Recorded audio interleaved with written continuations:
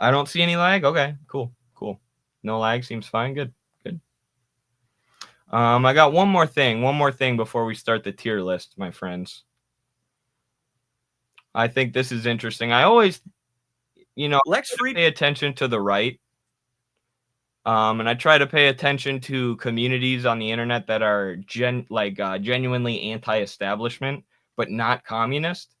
Because obviously they're just a few steps away from communism. They need communism and dialectical materialism to understand the system and how to actually fight it. So I find it interesting when things like this happen, like a lot of Republicans flipping on Trump.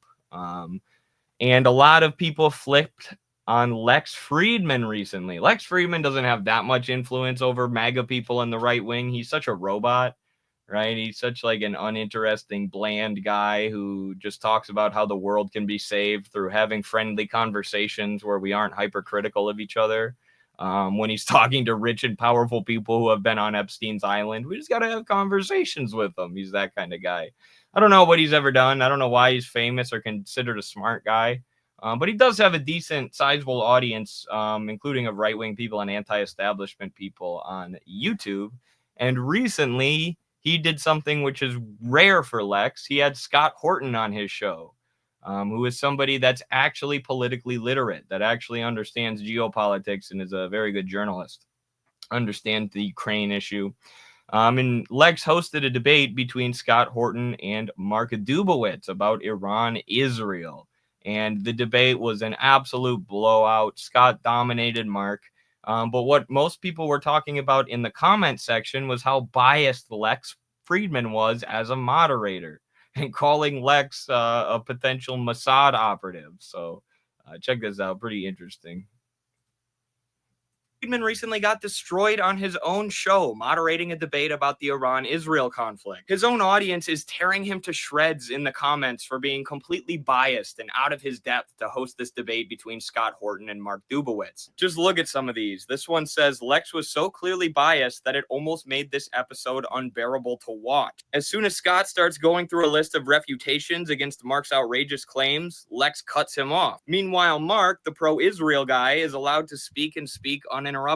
This guy says this doesn't even sound like Lex anymore. He's too defensive. This is too weird. As if they think Lex is now being paid off or something. And the next one says Lex should publicly apologize to Scott Horton. Embarrassing. Lex gets so defensive you would think he's Mossad. Love the episode. Lex seems like an unfair moderator this time, in all caps. These are Lex's own fans and subscribers just completely going in on him. This guy says Scott was attacked completely unjustifiably by the host. Lex called his arguments un-American bullshit. And this guy says, wow, I used to perceive this host as thoughtful. He's never been that thoughtful. You can tell Lex is biased when he doesn't catch interruptions from only one person, the pro-Israel person, who said during this debate it would be very, very helpful to have more Israels in the world. Something which Lex didn't push back on at all, of course. This guy's facade as an unbiased smart guy is falling apart. And now half his audience thinks he's in the Mossad.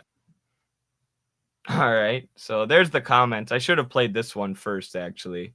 But here's a video.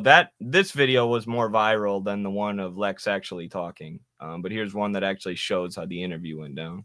Is so dense. How is this guy considered a public intellectual?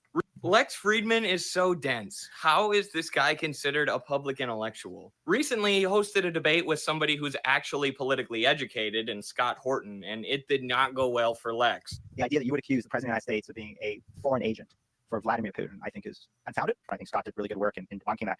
I would say that just a couple days ago, I was watching a podcast Scott was on, and he accused Trump of being an agent for Netanyahu and the Israeli government. So I think, again, the accusations that the President of the United States is a foreign agent for some foreign government, I think we should just put all of that aside in any discussion and just say President Trump makes his own decisions. I was making a point. That's hyperbole making a point, but he did. In fact, could you Google this for me? Because I always forget exactly how many hundreds of millions of dollars that he took from Sheldon Adelson and Miriam Adelson, who are Americans, by the way. They're Americans who have dual citizenship with Israel, which he conveniently leaves out. But anyway, let's move on. Sheldon Adelson said his only regret in life is that he served in the American army instead of the IDF, and said America should nuke Iran in order to get them to give up their nuclear weapons. He said, I have one issue, one, Israel. And they gave Trump hundreds of millions of dollars over 3 campaigns. That's not just a cheese. I really hope you'll think of me in the future. Scott, first of all, a couple of things. So one, Lex is about to go off on one of the most ignorant rants I've ever heard, but This comment is so true. The recent events in Gaza exposed who's a paid influencer, podcaster, and who isn't on both the left and right. That is so true.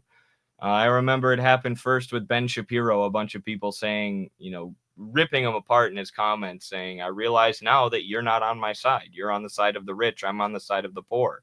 It's about that, not left and right. I think that was during Luigi Mangione that Ben Shapiro's comment section was ripping him apart. And right-wing influencers are going through a sort of crisis where if they choose to just tail the Republican Party and if they abandon anti-establishment politics, which means telling the truth, at least on some level, even if you aren't 100% truthful, which none of these guys are, then your audience is going to attack you. You're going to have a huge segment of your audience, whether you're on the left or the right now, who's going to leave. And it wasn't the case a few years ago. And I keep repeating this quote over and over again recently. You can't be neutral on a moving train. The issue of Gaza has made the issues of our day, of our era, crystal clear. It's shown us that this is the face of imperialism, just mass murder with children, women, and other innocents as targets. It's made the class struggle really clear. This is the capitalist class. This is the ruling class. This is what they're capable of, and this is what they'll do to you if you challenge their power. And it's united a lot of people in the anti-establishment camp across, what's considered the left and right here in America. One, there's a lot of people that are friends with Trump and try to gain influence. I believe that Trump is an American, is making his own decisions. Let's, for the purpose of this conversation, just focus on that and see what are the right decisions and what are the wrong decisions. And maybe I wonder what decisions I could get you to make if I gave you hundreds of millions of dollars. Well, me personally, you can give me. It doesn't matter. I couldn't even get you. I can get you to drop in on a ramp or nothing for $100 million. Nothing. You cannot control my decisions with money. It's the American system, Lex. That's how it works. It's money. Right? And why do you do your podcast, Lex? Why do you do anything? Why is your podcast monetized if money isn't an influence at all for you? Money's an influence for everyone. If you deny it, you're just a stupid liberal who thinks you're above, material conditions. I admit I have a Patreon. I need to make money. I need to eat. And sometimes I do videos like this leftist influencers tier list to try and bring in a larger audience when I maybe could be talking about theories of surplus value or something deeper and more theoretical.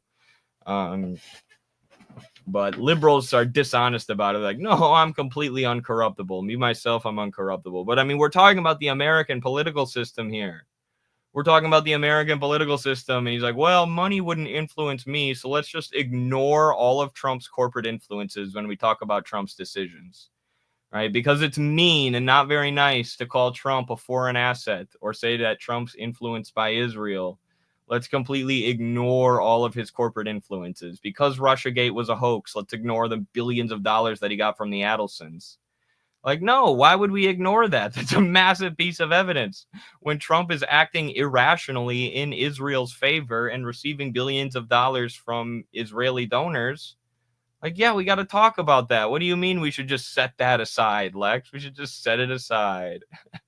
Set the evidence we of can go into that. corruption If we're talking about Archer Daniels Midland Company throwing hundreds of millions of dollars around, they get policies based on their hundreds of millions of dollars. You can tell Horton is stunned at the end that he even has to explain these things to a grown adult who considers themselves a deep thinker. Lex is literally saying, can we just ignore all of Trump's corporate influences? Can we frame the entire conversation as if Donald Trump is a good faith actor who doesn't give anything to his donors in exchange for their money? Like, no, Lex, we can't frame it that way because that's not how the American political system works. Our laws and policies are written by corporate lobbyists who then pay politicians to push them through. Donald Trump's not any different just because he's your friend and he goes on your podcast. I know you think that you're uncorruptible, but the people who get involved with American politics are not. Trump calls himself the most pro-Israel president in American history and gives them over $3 billion a year. You don't think the Adelsons' money has anything to do with that? Lex's worldview is literally as naive as a toddler.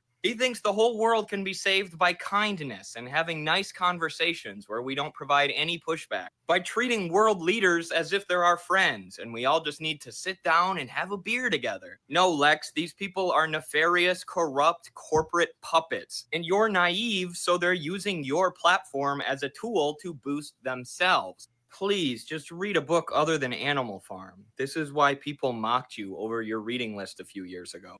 If you don't remember that, Lex put out a summer reading list and it was like Animal Farm and all these other like anti-communist children's books that it's like, didn't you read this in middle school English class?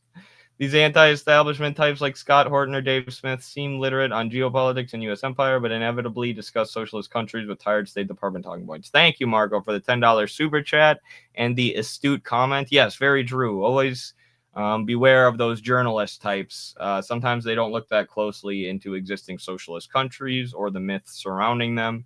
And it's the same with like a Jimmy Dore, right? Who's hyper focused on what's going on in America, but isn't, diving into China and other countries. And he has people on his show to explain to him the myths about China and stuff, but he never seems to click for him. And he'll be like, what are we? North Korea?